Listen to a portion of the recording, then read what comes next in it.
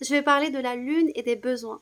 Alors, c'est quoi le rapport entre la lune et les besoins? En fait, en astrologie, la lune représente, entre autres, notre relation à la mère, notre relation en fait, à toute personne qui a joué ce rôle maternel dans notre vie. Mais c'est surtout notre relation à notre mère intérieure, c'est-à-dire comment on se nourrit, on prend soin de soi, on se nourrit physiquement et émotionnellement, on répond à nos besoins physiques et émotionnels. Et en fait, la lune représente l'archétype féminin maternel. Dans cette vidéo, je vais parler de deux choses. Je vais parler de la lune natale et de la lune en transit. En fait, la lune natale, c'est la position de la lune au moment de ta naissance. Sans doute, tu connais ton signe solaire, c'est-à-dire la position du soleil au moment de ta naissance, qui peut être la balance, le verseau, le capricorne. Mais en fait, c'est la même chose. En ce qui concerne la lune, c'est vraiment la position de la lune dans l'un de ces signes-là. Et en fait, ça donne une idée sur ton énergie féminine, sur comment tu as besoin d'être dans ton monde intérieur, ton univers intérieur, comment tu te connectes à toi, tu te connectes à tes besoins, quel est ton besoin le plus primaire. Par exemple, un signe de feu comme le bélier n'a pas le même besoin qu'un signe d'air ou de terre. Un signe d'air, ça va être comme la balance, les verseaux, ou les Gémeaux, ils ont besoin d'être dans une stimulation intellectuelle, de communiquer. C'est vraiment, voilà, c'est l'esprit qui domine. Alors que, par exemple, les signes de terre, bah, c'est plus le corps, c'est plus la connexion avec la terre, avec la matière. Donc, c'est répondre à ce besoin-là. Pour ce qui est du signe de feu, bah, c'est le feu, c'est l'action, c'est cette énergie solaire. Ils ont besoin de répondre à ça. Et les signes, j'ai oublié, les signes d'eau, c'est plus, voilà, c'est être connecté à leur énergie émotionnelle, répondre à leurs besoins émotionnels. C'est avant tout ça. Alors, c'est très important de répondre à ces émotions, enfin, ces besoins, parce que c'est là où on se sent responsable et plein, nourri par soi-même, nourri par cette mère intérieure. C'est développer cette relation avec la mère intérieure, c'est répondre à ses besoins.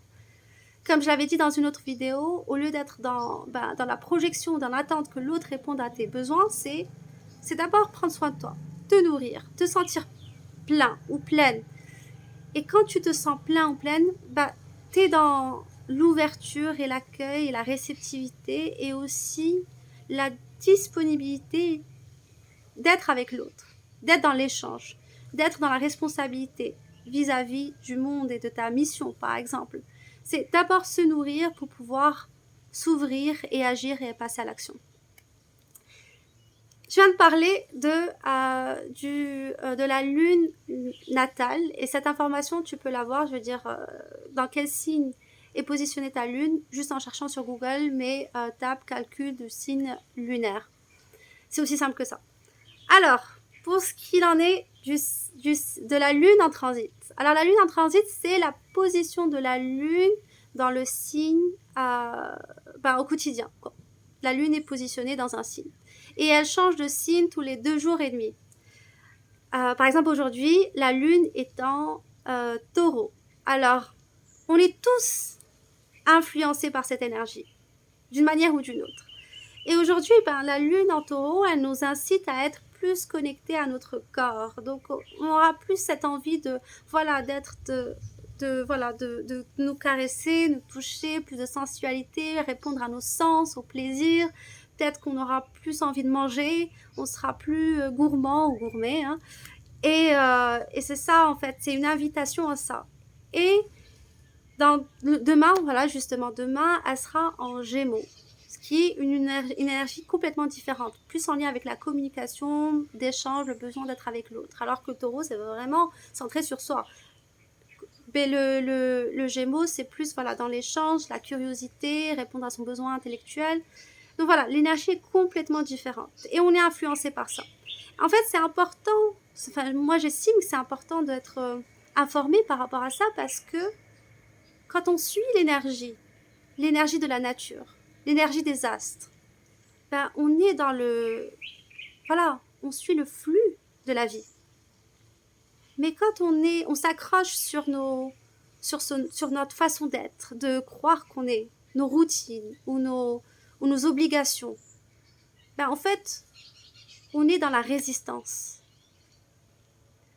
Alors là, c'est vraiment une invitation à apprendre à être dans ce flux, d'apprendre, enfin c'est une information que je transmets pour juste vous ouvrir l'esprit par rapport à cette question de suivre l'énergie et comment les astres, entre autres la nature, nous informent sur cette énergie-là pour nous guider et vivre dans le flux au lieu d'être dans la résistance et l'opposition qui crée de la frustration, qui crée de la colère, qui crée aussi une incompréhension.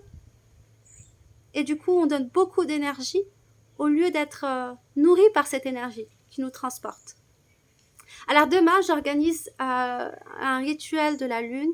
Alors ce sera la première fois que je l'organise, que je le fais en live en fait. Donc voilà, vous pouvez assister au live comme vous pouvez regarder la vidéo bien plus tard, enfin l'enregistrement. Je donnerai toutes les informations dans ma story. Donc voilà, si vous avez des questions voilà, n'hésitez pas à me laisser des commentaires et aussi à m'écrire en privé. Je réponds toujours. Donc voilà, j'espère que cette vidéo vous a apporté de nouvelles informations et à bientôt.